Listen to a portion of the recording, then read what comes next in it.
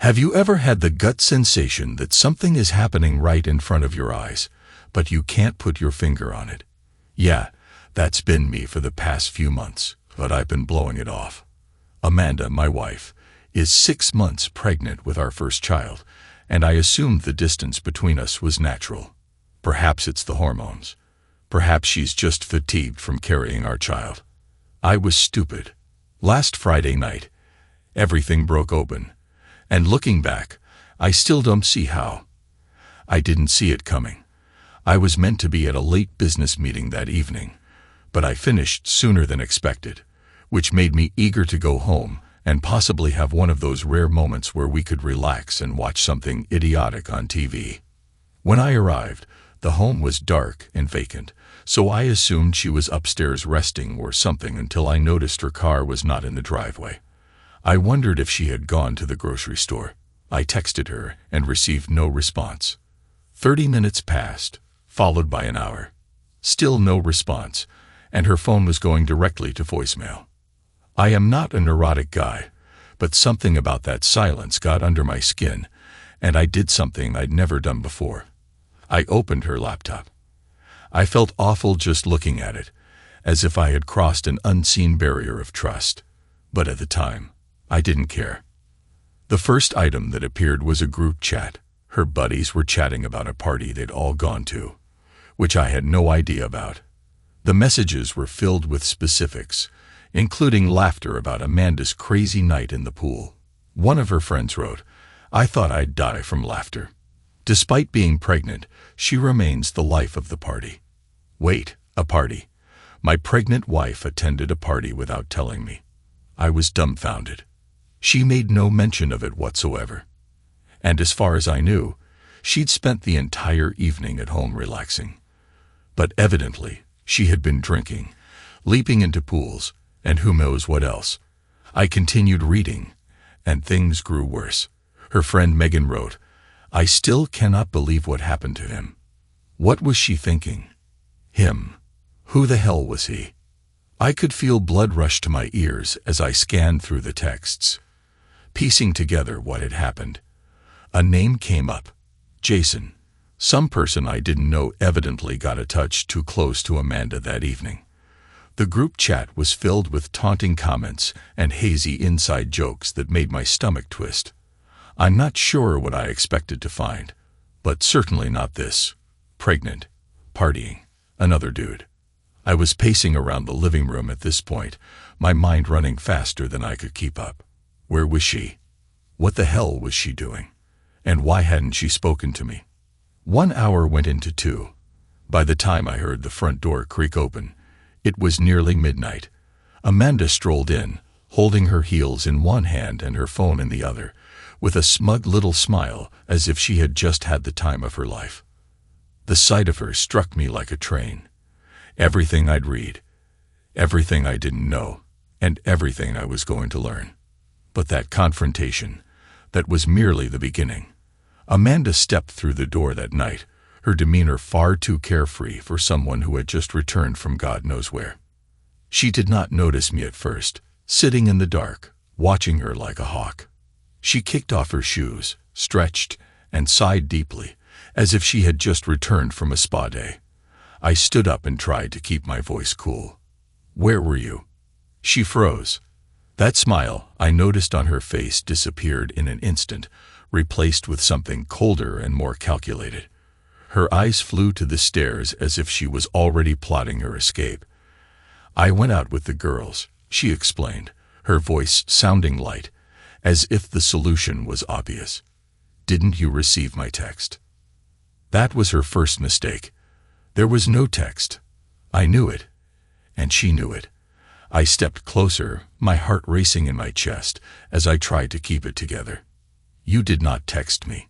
In fact, I have been attempting to contact you all night. Your phone went directly to voicemail." She looked at me for a second, her face blank. Then she gave a gentle laugh, the kind that someone uses when they're trying to brush something off. "Oh yes, my battery died," she shrugged, holding up her phone as if it had somehow made things better. I didn't realize it until I was already outside. I nodded slowly, as if I accepted her explanation. But inside, I was boiling. I could not stop thinking about the messages I had seen. I knew she was lying, but I needed her to continue talking and digging her own grave. "It must have been a nice time," I replied, attempting to sound nonchalant. "Where did you go?" Her gaze shifted away for a moment, too long, and that's when I noticed it. She hesitated, calculatingly paused before responding. "Oh, we just went to Megan's apartment. A couple of us had dinner and hung out for a while." She forced a smile, walking toward the kitchen, as if the conversation had ended.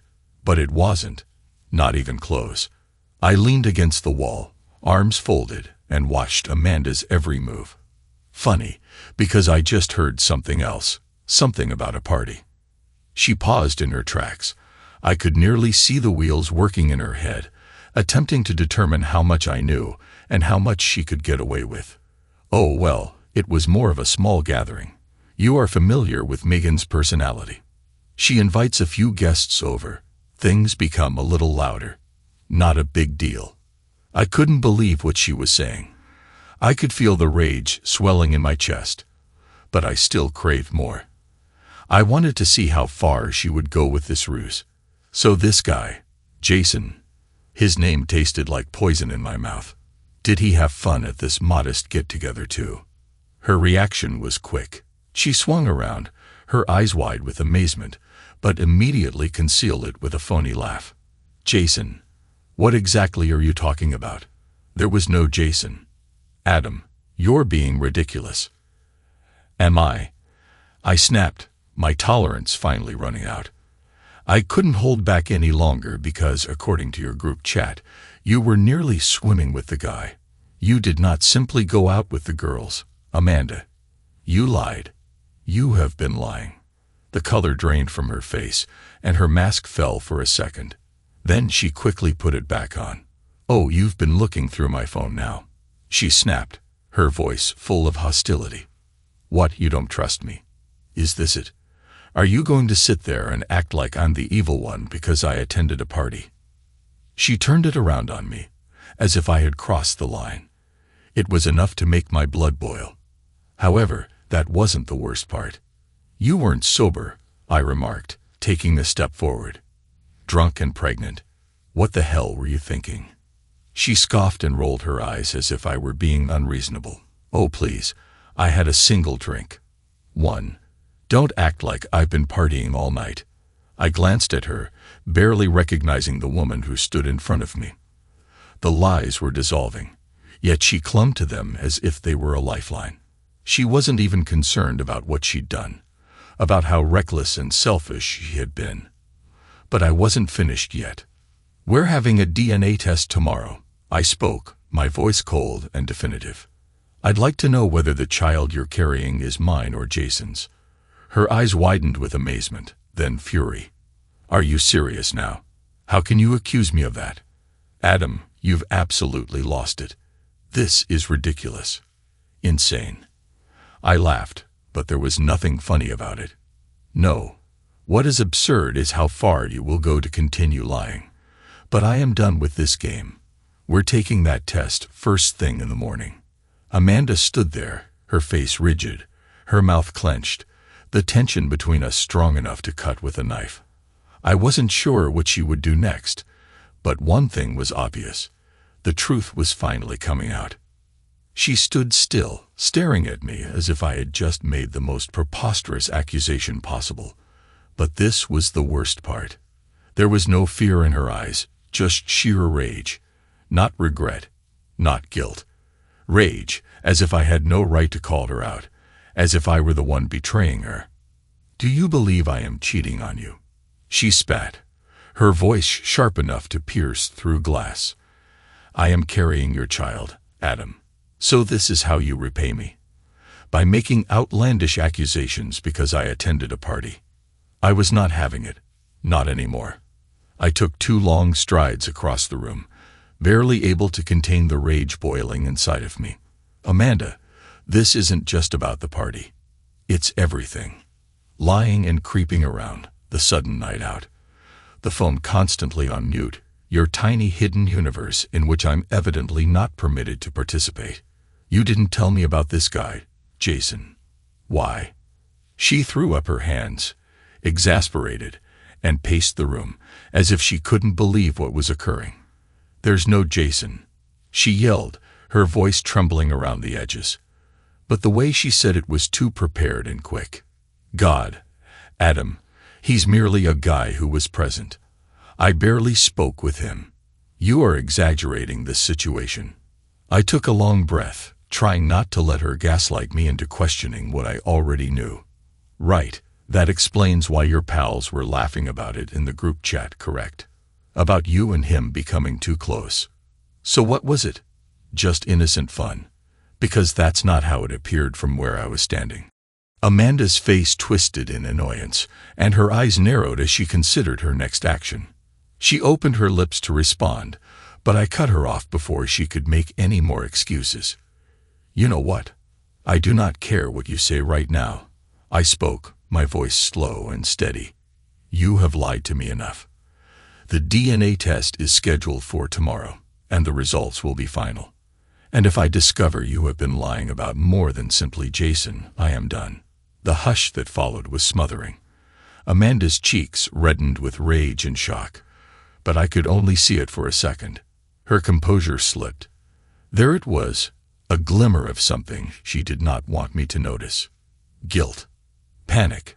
I wasn't sure, but it was enough to convince me that my doubts about her were not unreasonable. She quickly flipped the switch. She burst into tears, forlornly clutching her palms to her face throughout the act. Do you think I did that to you? She choked between heaving breaths. Do you believe I cheated on you when I'm carrying your baby? What type of person do you believe I am? I'm your wife, Adam. I cannot believe this. You do not trust me at all. I just stood there and watched her disintegrate, but something within me had moved. I'd watched this show previously. The waterworks, the deflection, putting the responsibility on me. This was not new. I'd been falling for it for months, perhaps years. But this time, it didn't work. I felt just frigid resolve. When her sobs subsided, she sat on the couch, peering up at me with red-tinted eyes, searching for any hint of weakness. She was playing her final card, thinking I would break. But I did not. We will see, Amanda. I spoke with a stone-like voice. We will see after the test. She blinked, as if she didn't expect me to stand firm for a second. I expected her to burst again, but instead she straightened up and wiped her face with the back of her palm. The tears vanished as swiftly as they had appeared. Fine, she said, her voice frigid and nasty. If that's what it takes to show you that you're being paranoid, fine. I will take the blasted test. She got up and went past me, slamming the bedroom door behind her. I did not follow her. Instead, I sat down and stared at the floor, my brain spinning from what had just happened. Amanda, I knew, the woman I married. She was slipping away. Perhaps she was never there in the first place. I wasn't sure about anything anymore. My thoughts kept returning to that Jason guy and how her friends talked about him, as if it were a joke, something to laugh about. But there was nothing amusing about what was going on. I was imprisoned in a nightmare that I couldn't wake up from. And no matter how much I wanted to trust her, the pieces didn't fit. I hardly slept that night. Every time I closed my eyes, I imagined her going through that door, laughing and carefree, as if nothing was wrong. Lies, secrets, and phony tears. And now there's an upcoming DNA test that might tear everything apart. When I finally got out of bed in the morning, Amanda was already up. She didn't say anything to me as she dressed, and I didn't need her to. We both knew what would happen next. This was the moment when everything would change. The ride to the clinic was completely silent. No music or small conversation, just tension thick enough to choke both of us. But amid the solitude, I knew one thing for certain. By the end of the day, I'd discovered the truth. In some ways, the clinic reminded me of a tomb, cold, sterile, and suffocating. We sat side by side in the waiting room, but the distance between us felt like miles. Amanda looked through her phone. avoiding my gaze. Her face was the perfect mask of disinterest. I had no idea what was going on in her thoughts, and frankly, I didn't care anymore. I simply wanted answers. When the nurse announced our names, Amanda stood up silently, marching toward the back, as if this was just a mundane duty she needed to complete. But it felt like my entire existence depended on this moment. The test was straightforward. Swab, paperwork completed. However, as I signed my name on the final form, my heart pounded like a drum in my chest. I looked at Amanda. She was already halfway out the door. She seemed eager to depart. I followed her outside to the parking lot, the weight of stillness between us overwhelming. We climbed into the car, and for a moment, neither of us said anything. I had 1,000 questions on my mind, but none of them mattered until the results came in. Amanda eventually spoke, ending the smothering silence. "This is ridiculous, Adam," she remarked, her voice frigid, like we were talking about the weather. "You'll feel like a complete idiot when the results come back, and you know this baby is yours." I held the steering wheel with white knuckles. "If I feel like an idiot, at least I'll know the truth." She sneered, shaking her head, her lips curled into a sour smile. "You really don't understand, do you? You're ruining our marriage with your paranoia. You should concentrate on our future, on the baby. But you're too busy playing detective." Her comments struck me, but not in the way she intended. I felt the fire of rage rise in my chest, but I swallowed it. The truth was, she stopped defending herself. It was all about turning the tables on me, and making me feel like the villain, as if I were the one tearing us apart. But after what I'd witnessed, all the lying and creeping about, how could she expect me to just sit back and pretend everything was okay? I did not respond. I didn't trust my ability to communicate without erupting. Instead, I drove home in silence, my thoughts jumbled. I kept replaying the night she returned from the party. The relaxed smile, the aroma of alcohol. Her pals made fun of him. Jason, the person who hovered in the background of everything, while Amanda pretended he didn't exist. When we arrived home, Amanda wasted no time in going upstairs.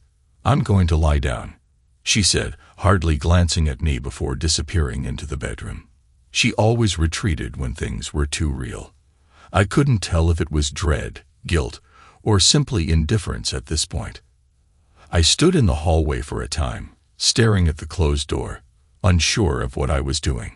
Part of me wanted to confront her again, demanding the truth and forcing her to accept what she had done. But another part of me, perhaps the smarter part, realized that no matter how hard I pushed, she would not crack. Amanda was too skilled at this game. So I did something else. I returned to her laptop. I see now that I shouldn't have done that. But despite everything, I couldn't let it go. I needed to know what else she was hiding, and if she didn't tell me, I'd find out for myself. This time, I didn't hunt for ambiguous signals or hints. I needed something substantial, anything that would either confirm my darkest suspicions or give me reason to believe her. I opened her emails first, nothing odd there. Then I returned to her group chat and scrolled through prior messages, piecing together the timeline. That's when I discovered it. One post was buried deep in the discussion from a few weeks ago. Megan texted her after another night out. "So, what's up with Jason? Are you planning to inform him? Tell him what?" My heart began hammering in my chest. I scrolled through Amanda's response. "Not yet. He's very suspicious right now. I need to wait." What the hell was she waiting for? What didn't she tell me? Or worse, I told Jason before I could stop myself. I scrolled through her recent photographs. I'm not sure what I was expecting. Maybe photos from the party, perhaps something innocent that I could overthink. But what I discovered made my blood run cold. There were a few photos from that night showing Amanda looking happy and carefree. Only one of them stood out. It was a photo of her and Jason, arms around each other, smiling at the camera as if it was the happiest night of their lives. And in the background, someone was holding Amanda's shoes while she plainly plunged into the pool, pregnant, laughing and drunk with another guy's arm around her. I closed the laptop, feeling as if I'd been taken advantage of. It wasn't just the pictures or the messages. It was everything. The lies, the manipulation, the gaslighting. I couldn't believe things had gotten to this. Amanda was not simply playing me. She was playing us both. I stood up, pacing the living room, trying to figure out what to do. Confront her again. What does it really matter? She'd deny it, change the story, cry, scream. Anything to avoid having to accept what I already knew. But what hit me worst, in the pit of my stomach, was the fear that this kid, our child, might not even be mine. And at that point, I had a realization. I was finished waiting. I'm done playing her games, done looking for a miraculous redemption. The DNA test would tell me all I needed to know, and once I obtained the results, everything would change. After I closed Amanda's laptop, the house felt strangely silent. That image of her with Jason had etched itself into my memory. Their smiles taunted me and lingered in my mind every time I blinked. I had all the evidence I needed, but it didn't seem real. There comes a time when you know your life is about to change in ways you'll never be able to recover from. And I was standing on the edge, looking into the abyss. I wasn't prepared to confront her yet, not until the DNA test findings were in hand. But I wasn't about to sit there and let her keep pretending. My stomach was screaming for me to act, to rip off the mask and force her to face the consequences of her actions. That evening, Amanda came downstairs as if nothing had occurred. She inquired whether I wanted dinner in that casual, almost robotic tone she'd assumed recently, as if she was simply going through the motions of being married. I glanced at her, trying to remember the woman I'd fallen in love with and believed I'd be starting a family with. But all I saw now was someone I didn't know, someone who had been lying to me for who knows how long. "We need to talk," I said in a calm, steady voice. The words came out sharper than I had intended. She turned her back on me as she stood at the counter, pretending to get herself a glass of water. "What is this about?" she asked without turning around. Her voice had that defensive edge again, as if she knew exactly what I was going to say and was already preparing to fight. "About Jason," I replied, the name hanging in the air between us like a grenade ready to detonate. The glass in her hand clinked against the counter as she set it down, but she didn't look at me. "I've already told you, Adam," she said slowly and deliberately. "Nothing is going on. He's just a guy. You're turning this into something it is not." I tightened my fists, attempting to contain the flood of rage that was coming down on me. "Really? Because it did not appear to be nothing in the photo I found. You two seemed extremely comfortable for being just friends." Her shoulders tensed. She eventually turned around, her gaze locked on mine. But there was no surprise, simply cold, deliberate control. "Did you go through my laptop again?" she snapped, raising her voice. "God, Adam, how many times will we have to go through this? I can't believe you don't have enough trust in me to stop." I raised my voice. "Just stop, Amanda. I've seen enough. Lies, sneaking around, and partying while pregnant. None of this makes sense. Do you expect me to believe you've been absolutely innocent throughout this? After everything?" Her face stiffened, but she refused to back down. "What would you like me to say, Adam? I'm sorry for going out with my friends. I should have told you about Jason." She threw up her hands and paced the kitchen, as if she had been wronged. "Fine, I should have told you, but I have not cheated on you. Not that it matters. You've already determined I was the villain." I chuckled, but it was painfully hollow. "You cheated on me, Amanda. Perhaps not in the way you believe, but you've been lying to me for months, hiding things, sneaking away. And now I'm expected to sit here and be completely convinced that this baby is mine."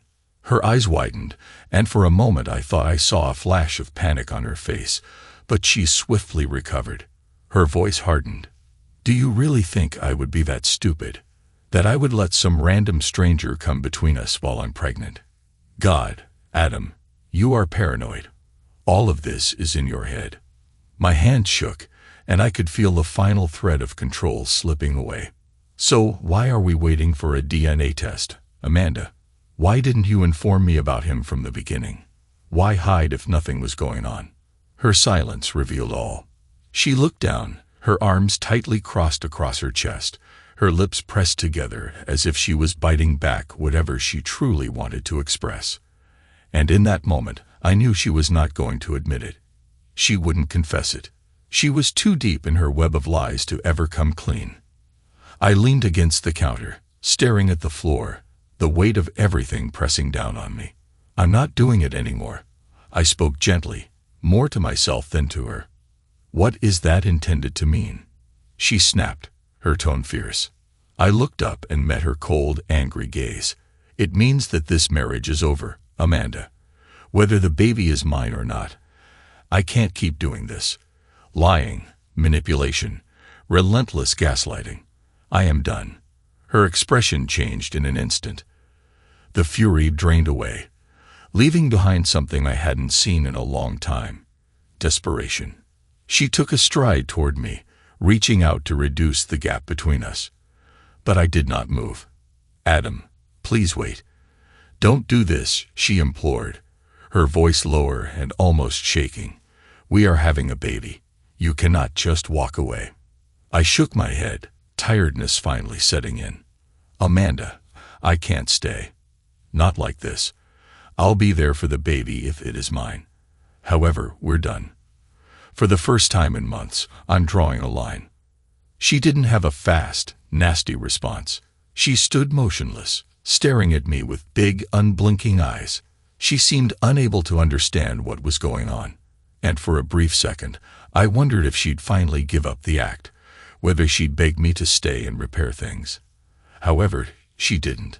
Instead, she turned and stormed upstairs without saying anything, leaving me alone in the kitchen, surrounded by the debris of our marriage. And that's when it struck me. Regardless of what the DNA test revealed, this relationship was already over. The truth had rotted between us for far too long, and there was no turning back. Amanda's footsteps topping up the stairs resonated throughout the home, each step reminding me of how far we'd fallen. I stayed in the kitchen for what seemed like hours, leaning against the counter, gazing blankly at the point where we had just argued. There was nothing more to say. She had retreated to our bedroom, as she always did, leaving me in the ruins of everything she had destroyed.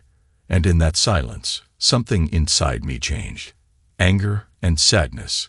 They were still present, but now they were accompanied by a new sensation. Clarity. I was finished waiting for her to change, done hoping she'd confess and show some regret. No matter what the DNA test showed, I was not about to let her drag me down with her. I made a decision. I climbed up the steps, the air heavy with the seriousness of the situation. The bedroom door was closed, but I didn't care. I knocked once and pushed it open without waiting for a response. Amanda was seated at the edge of the bed, her back to me, staring at the wall. She didn't even flinch when I walked in.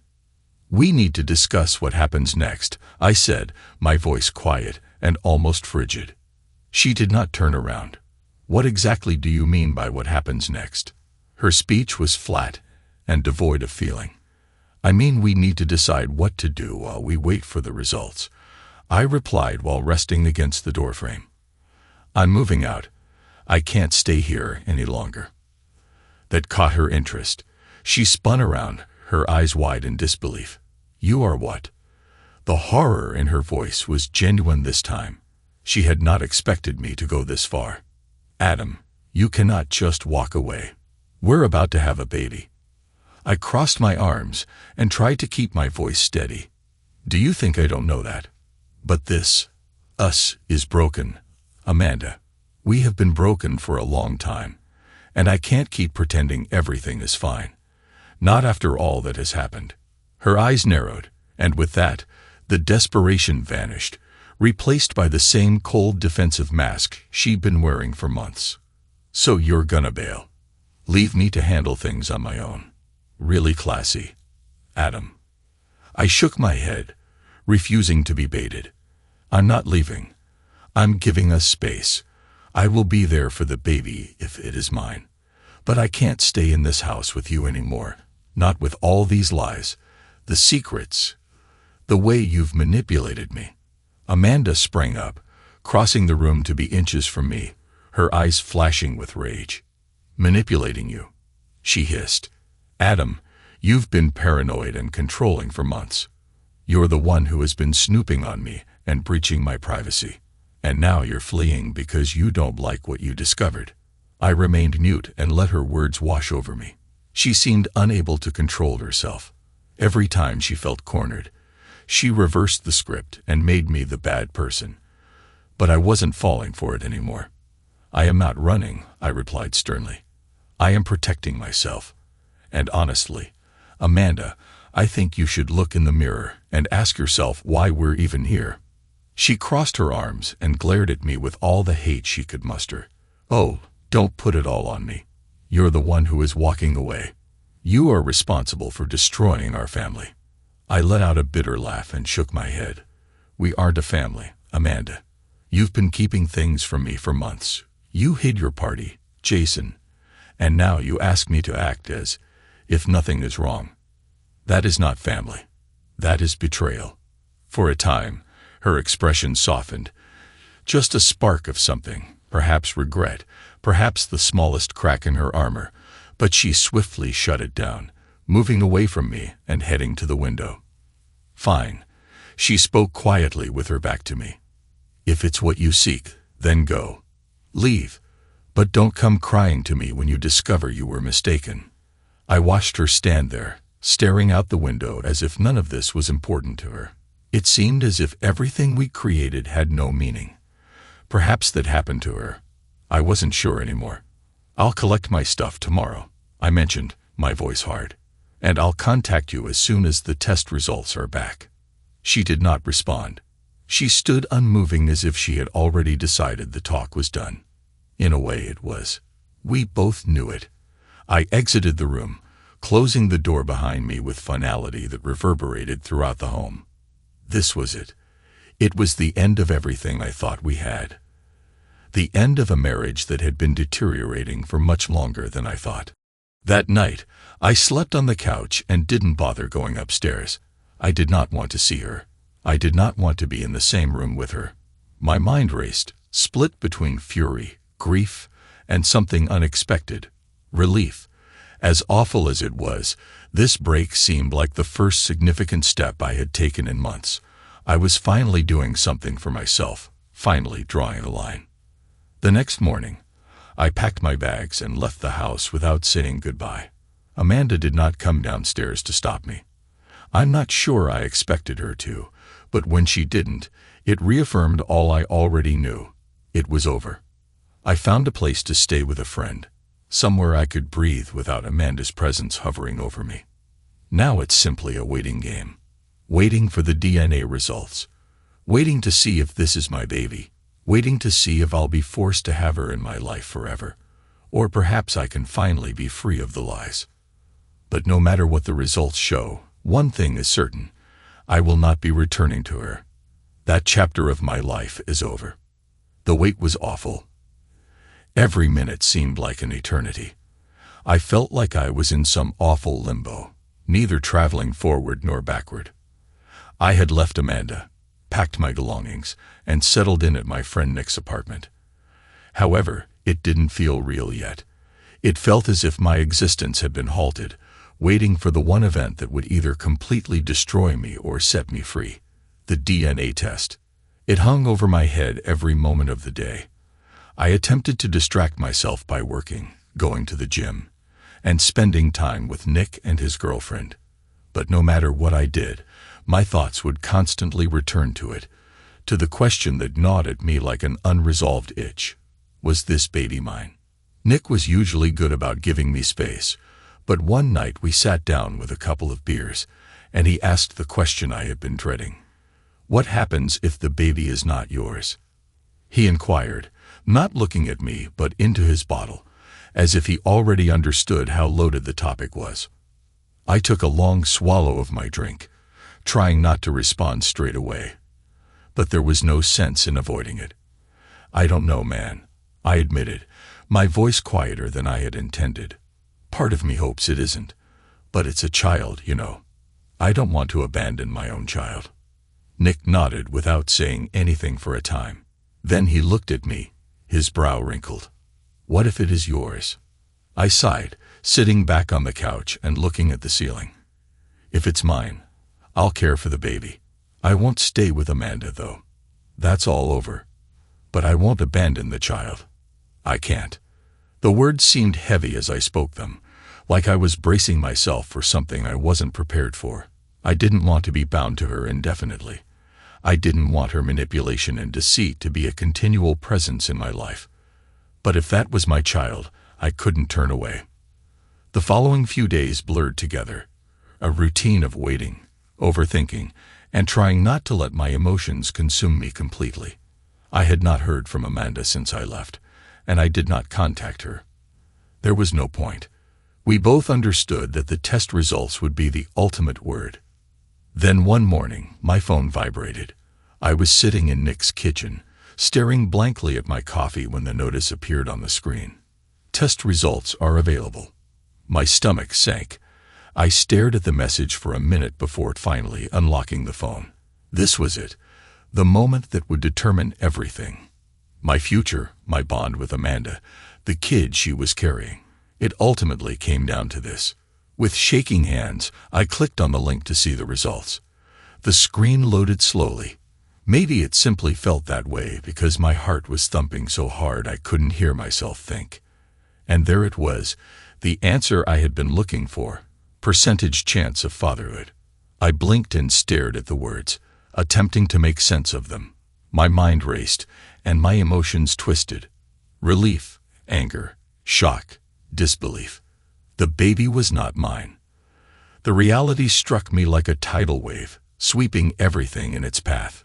The baby, the child I had been planning to care for, raise, and take responsibility for, was not my own.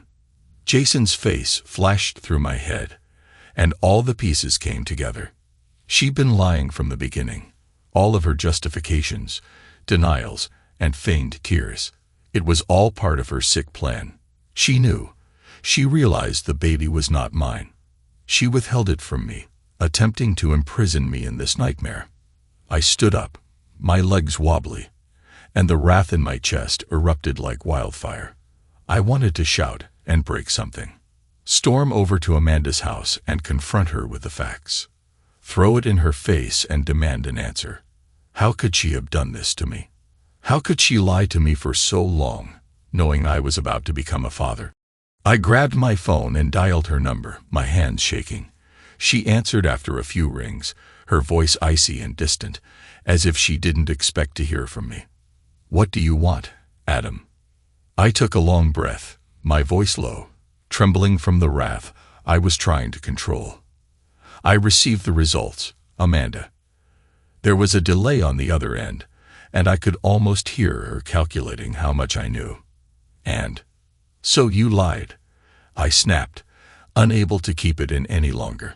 The baby is not mine, Amanda. Have you known this the whole time? Silence. For a second, I assumed she had hung up. Then she spoke, her tone chilly and flat. I wasn't sure. I let out a bitter laugh and shook my head. Bullshit. You've known. Amanda, you've known, and you led me to believe it was mine. You let me go through hell thinking I was going to become a father when it was actually someone else's child. Jason's baby. Another lapse in silence. However, this one felt different, as if she didn't care anymore. So what? You have your answer now. What would you like me to say, Adam? I made a mistake. It happened. Move on. Her comments hit me like a punch in the stomach, a complete lack of remorse. She brushed it off as if it were nothing, as if I were nothing. It was too much, too cold, too brutal. A mistake, I repeated, my voice shaking. You lied to me, Amanda. You lied about everything. And now you expect me to move on. Yeah, she spoke in a chilly tone. I do. What's done is done. It's not like you're staying anyway. My grasp on the phone tightened, and my pulse raced in my ears. I'd never felt so angry or betrayed. And at that point, I realized I was finished, not only with Amanda, but with the whole twisted situation. "You're correct, Amanda," I spoke, my voice hard. "I'm not sticking around. You can go and establish your life with Jason. I do not want anything to do with either of you. We're finished." Before she could speak, I hung up the phone and threw it on the table, my hand still trembling with wrath. It was over. Finally. Truly over. The relief was there, barely beneath the surface, but it was obscured by a mountain of betrayal, wrath, and despair. I wasn't simply walking away from a terrible marriage. I was walking away from the future I had assumed was mine. But now I could finally move forward on my own terms. Amanda had burned everything to the ground, but I was not going to be left in the ashes. I was going to rebuild without her lies, her manipulation, and her deceit. Hanging up the phone was like breaking the last thread that connected me to Amanda. It was a bizarre, hollow sensation, as if I had just thrown away all I had imagined my life would be. But at the same time, I felt lighter, free. However, freedom was not without consequences. I sat there staring at the phone, my thoughts still racing. We had made all these arrangements. I'd started putting together the baby's room. The future, I believed, was solid. Everything crumbled in a second. Amanda's infidelity had left me devastated. However, there was no going back. Not now, not ever. I couldn't stop thinking about how she answered over the phone. No apologies, no regrets. She didn't care that she had been caught. She was just finished, just like that. She could dismiss something so monumental as a mistake. Something about just moving on left a nasty taste in my mouth. But the reality was, she had been this way for a long time. Cold, manipulative, and constantly turning things around, so I was the one questioning myself. I'd been living in a fog, thinking that maybe things would improve, that we could repair what was broken. But now there was no cloud or delusion. The truth had struck me hard, and I saw things clearly for the first time in months. I was not going to be a parent to that child, and I was not going to waste another second with Amanda. The following few days felt like gradual steps toward reconstructing myself. I stayed at Nick's, not wanting to return to the life I'd known, but I started putting things together. I canceled everything that had connected me to Amanda. We had shared everything, even bank accounts and bills. There was no point in clinging to anything anymore. I had to start over. One morning, Nick and I were sitting on his porch having coffee. It was a tranquil time. Not heavy, but pleasant. The air was fresh. The kind of September morning that makes you feel like everything is going to change, that a new season is approaching. And for the first time, I felt prepared to embrace it. "How do you feel?" Nick asked, his voice careful but curious. He had been watching me for the past 3 days, giving me space while yet keeping me grounded. I took a deep breath, looking out at the street and watching the leaves turn color. "Better," I admitted. "It's strange, you know. I expected to feel even more broken after all of this, but I'm not. I'm pissed, yes, but I feel like I can breathe again." Nick nodded.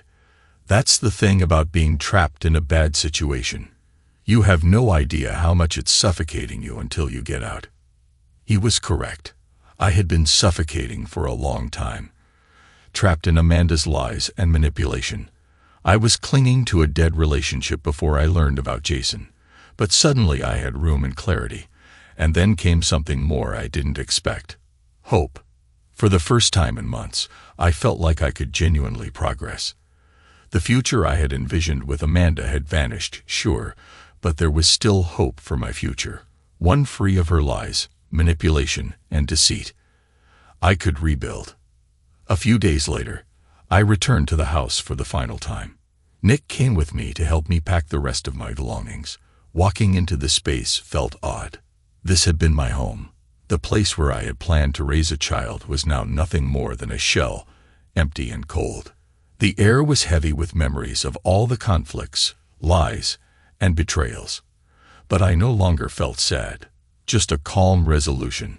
I packed up the last few items: clothes, books, and some personal belongings I hadn't brought with me previously. The nursery had remained unchanged since I began putting it together. I stood in the doorway for a time, looking at the crib. We had painted the walls, and I bought stuffed animals for a child who wasn't even mine. I took a deep breath and closed the door behind me. There was no reason to linger. That chapter was finished. Nick clapped my shoulder as I finished loading the last box into the car. "Are you ready for what comes next?" he asked with a grin, always an optimist. I smiled, the first genuine one I'd experienced in a long time. "Yeah," I replied, feeling the weight of everything lift a little more. "I am ready." I drove away from the house without looking back. My previous life with Amanda was over, but I wasn't grieving anymore. Instead, I focused on the road ahead. The unknown provided a sense of freedom, something I had not felt in months. I didn't have all of the answers, but for the first time, I didn't need them. In the following weeks, I began to reconstruct myself in unexpected ways. I reconnected with old acquaintances, poured myself back into work, and even began to consider what I wanted for my own future, rather than the future Amanda had planned out for me. I realized I could build it myself, one where I could be happy again. And I learned something from it all. Something I didn't see coming at first. Sometimes the people closest to you can be the most hurtful, but when they show you who they truly are, you must believe them. You cannot continue in a relationship based on lies, praying that things will change for the better. You must walk away, even if it hurts, because staying will ruin you. If I had any counsel for anyone going through what I did, this would be it. Trust your instincts. Do not overlook the red flags. Don't let others dictate your self-worth. Most importantly, don't be frightened to let go once you've realized the truth. There is life on the other side, a better life. Amanda and Jason. They can keep each other. I am done with that mess. As for me, I am moving on. It's not easy, but it is vital. And for the first time in a long time, I can envision a future in which I am not trapped in the lies of others. A future that is mine. And that is everything. Story 2. My client does not intend to divorce and has asked the court to compel therapy. She believes her marriage is strong enough to withstand this disaster, with some help. It was her lawyer speaking. My soon-to-be ex-wife, Julie's lawyer. My lawyer stood up. "Your Honor, a 12-month affair with many men culminating in the birth of a kid is hardly a catastrophe, especially when a DNA test shows that the child does not belong to my client.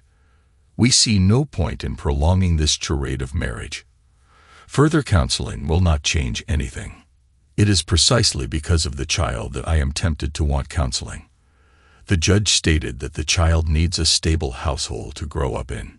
"If you want me to raise this dishonest, unfaithful child." I spoke loudly.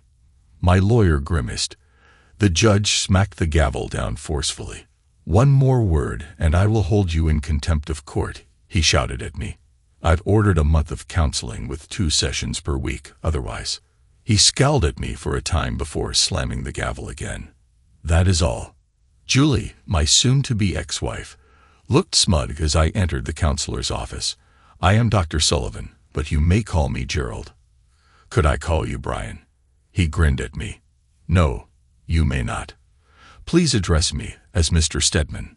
"That is unnecessary," Julie began. "And you, cheater, can stop from addressing me at all." I snapped at her. "I believe we need to calm down. Please, Mr. Stedman, have a seat." He pointed at one of the chairs in front of his desk. I dragged the chair about 6 feet away from Julie's and sat down in it. Gerald sighed. "All right." Then he began.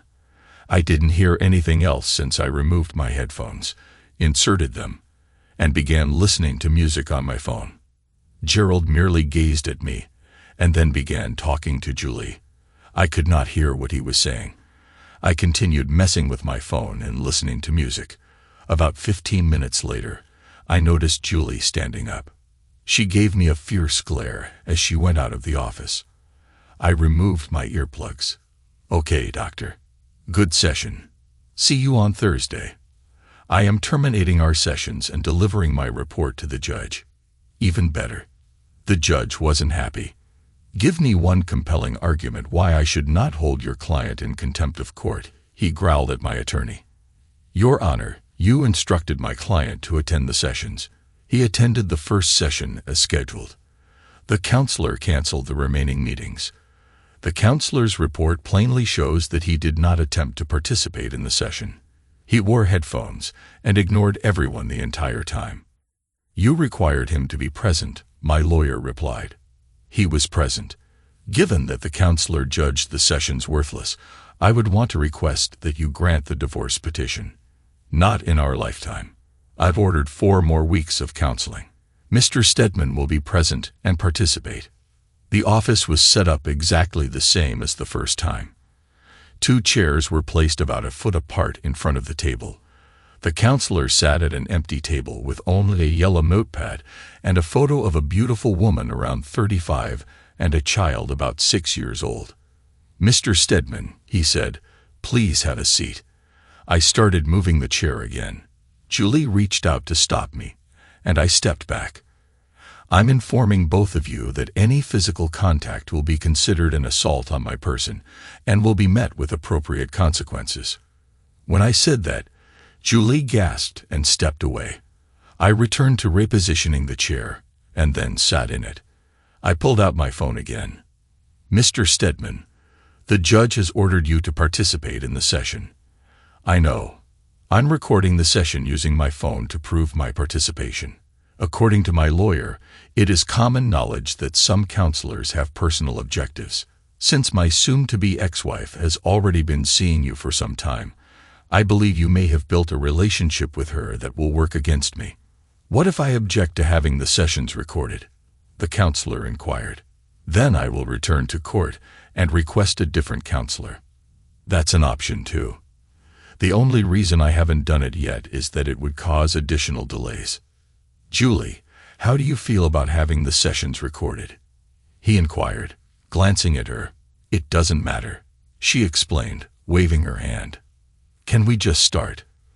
All right, Gerald said. I interrupted to say what I wanted to accomplish first before we began. Can I ask a question?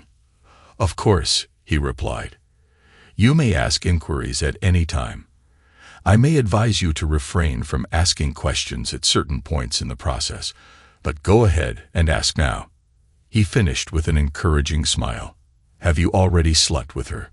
Julie gasped, but Gerald seemed unconcerned. No, Julie and I have not had and will not have sexual contact. He spoke gently. That would be inappropriate even if I wasn't already happily married. Does this address your question? I nodded. I believed him. He must be one of the few males Julie has met during the last year who has not slept with her. That's all right. As I previously stated, what I would like to accomplish first is to establish our expectations. Since I've already had several interactions with Julie, I'd like her to define what she intends to accomplish in these sessions and what her intended conclusion is. I'd like to request that you refrain from making any comments or asking questions while she speaks. Once Julie has told us what she expects to achieve, I will ask you to do the same. I refrained from commenting. I did not glance at Julie when she began speaking. First and foremost, Brian, she began. Don't speak to me. I growled. Talk to me, Julie, Gerald stated. Tell me what you want Mr. Stedman to hear. I want him to know that I am sorry for the anguish I have caused him. I realize I made a mistake, but he was away on business for so long and I was alone. I understand how much I wounded him, and I would do anything to undo the past. He means everything to me. I know we can get through this if he would just give me a chance. I'd show him that I can be the best wife a man could possibly ask for. We could raise our child together and offer him a great life, perhaps even a sibling. I want us to be together. I know we can do it. I am confident that we can make it through. Gerald grinned at Julie. All right. Thank you, July. Now, Mr. Stedman, what do you want to say? I glared at him. I'd like to see a festering adulteress acquire a rare and incurable disease and die slowly and agonizingly. Julie burst into tears and hurried from the room. That didn't help, Gerald said. I am not here to help you. That cheater spent a year sleeping with half the guys in town, became pregnant, and attempted to pass the child off as mine. If I hadn't suspected something and asked for a DNA test, I'd still be paying child support for someone else's child. Tell me, Doc, how I am supposed to feel. It's natural to be angry, but you must look beyond your anger to what you once had. Do you really know what you're talking about? I snapped. Have you ever had a love of your life? The person you trusted with your heart and soul, someone you would absolutely die for. And that individual betrayed you so brutally that you began to question your own sanity. When I realized what was occurring, I wanted to die. I honestly pondered ending my life. How can someone who claims to love you create so much grief that you consider suicide? Did you also notice how she never apologized for what she did? For sleeping with so many men? For lying repeatedly about getting pregnant and not being able to figure out who the father was? Only one thing is certain. It was not me, the only person who was meant to give her a kid. So, since you have no concept of what it's like to be in my situation, don't sit there with your sanctimonious smile and textbook knowledge advising me to let go of my fury. Right now, my rage is all I have. Let me get this adulteress out of my life and try to rebuild something from the shattered bits she left behind. I hope that this counts as participation. I growled at him as I left the office. When I arrived home, I decided to prepare for the next session. Perhaps I can show my point. I requested Julie to let us have this session without her.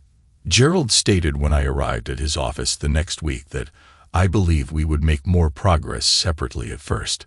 As long as this is still considered court-mandated counseling, I'm content not to be in the same room with that woman. I sat down and placed the A4 envelope I was holding on my lap. Could we kindly stop from name-calling? It is unproductive and simply gets in the way. I do not want to be productive. I simply want to get through these sessions and have this adulteress out of my life permanently. I never wanted these sessions. She's simply determined to bring me as much grief as possible.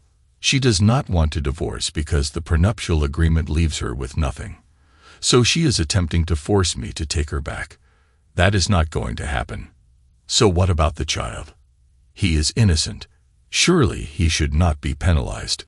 He is not my problem and not my responsibility. According to your logic, I should take in every stray who couldn't keep her legs closed and became pregnant. These kids have nothing to do with me. This child doesn't either. Why are you so confident there is only one outcome? You obviously loved her a lot. That kind of sensation doesn't go away overnight. Your fury is currently hiding it, but it will eventually subside, and believe me, it will. You will discover that there are still feelings to build on. Feelings that can help you heal and strengthen your connection. And the smile returned. I wanted to punch him. It was time for him to experience the consequences of his actions. I pointed to a photograph on his desk. You have a lovely family. Have you been married long? We are not here to discuss my 11 years, if my sources are accurate. Childhood sweetheart. Got married right after college and waited to have children. Then tiny Ethan arrived. How old is he today? 9. This photo must have been taken a few years ago. How are you? He began to say. But did you know that sweet Cheryl harbors her own secrets? Do you know that when she claims she's going to Pilates class on Wednesday afternoons while you're at work, she's actually staying at the Motel 8 on Patterson with her personal trainer? That is just silly, he muttered, but I could tell he was unsure. He had become exceedingly pale. Really? I remarked, removing a couple of images from the envelope. I arranged them on his desk one by one. They showed a pretty skinny woman entering a hotel room beside a young, strong male. He had his arm around her waist, and they were staring at each other affectionately. I took out a DVD and put it on his desk as well. If you want solid proof of what they're doing, there's a video clip from inside the room. It's quite explicit, so if I were you, I would not watch it. I made that error when I received the private investigator's report. These images will haunt me for the rest of my life. He looked like he was about to get sick. Oh, one more thing, Ethan. No, he replied gently. Please, God. I took a DNA report out of the envelope. It appears that the fitness teacher is not the first. I think he is too young to be Ethan's father. However, you are not the father, I replied quietly. He sprang up and dashed to what I imagined was the bathroom adjacent to his office. I overheard him retching loudly into the toilet. Do you understand? I asked him as he dropped back into his chair, tears flowing down his cheeks. He stared at me with lifeless eyes. Now do you understand the anguish she caused me and why I need to get her out of my life? He nodded weakly. Good. There's one more thing you should know. He glanced at me with fear. There is more. He begged plaintively. It's all made up. None of what I've shown you is real. As far as I know, your wife is as loving and devoted as you imagine she is. And Ethan is your son. However, there is one photograph. Photoshop. It's remarkable what you can do with a few social media posts and a little time and work. If you had asked anyone even remotely competent to examine the photos, they would have told you they were all fake. I retrieved a few more images from the envelope. What? To prove it. These are the originals from which I created them. His cheeks flushed, and I worried if he was going to assault me. The DNA report. It's actually the DNA test for the child of my soon-to-be ex-wife, the cheater. I only modified the names and dates. He remained there for a few minutes, stunned, as fresh tears streamed down his cheeks. Why would you do that? What could you possibly hope to accomplish by wrecking my marriage and life? That wasn't my aim. That's why I informed you right away that everything was a lie. I never intended to do you or your family any irreparable harm. I just wanted you to really understand. For once, I felt the pain of loss, fury, and betrayal. You only felt it for a few minutes. I am still living it.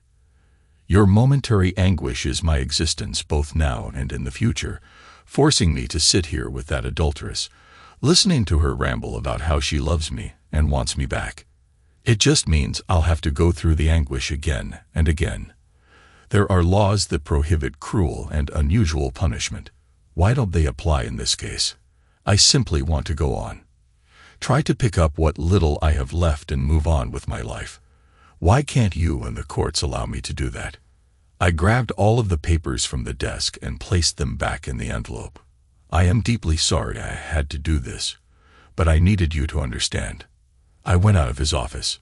Your Honor, I have a report from the court-ordered counseling sessions that my client was required to attend. My lawyer spoke to the judge once more. I have a copy, the judge snarled. Even after only 3 of 8 sessions, it appears that the counselor believes that this marriage cannot be repaired for the sake of all individuals involved, including the child. The best course of action is to allow the dissolution. Yes, Your Honor, I respectfully beg that you order the dissolution of the marriage as per the petition. The judge gazed at me for a long time. I looked straight ahead, unwilling to meet his gaze. Granted, he eventually spoke, striking his gavel. Thanks to everyone who took the time to listen to today's stories. If you enjoyed it, please consider liking and subscribing if you haven't already. Feel free to share your thoughts on the events in the comments below. Take care.